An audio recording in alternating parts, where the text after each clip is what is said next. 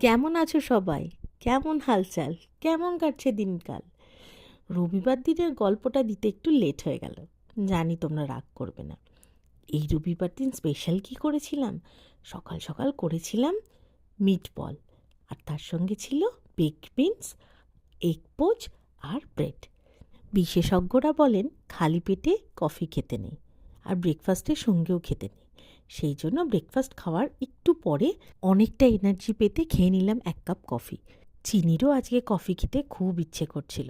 দুপুরে ছিল পালং শাক ভাজা, ডাল সেদ্ধ, ফুলকপি ভাজা, ভাত আর স্যামন। ছুটির দিনে রান্নাঘরে বেশিক্ষণ থাকতে ভালো লাগে না। স্যামনটাকে তাই আমাদের বাংলার বাটি চচ্চড়ির মতো সমস্ত মশলা টশলা মাখিয়ে মুখিয়ে বসিয়ে দিয়েছিলাম।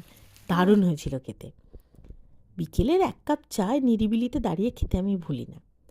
রাত্রেবেলায় করে নিয়েছিলাম নুডলস।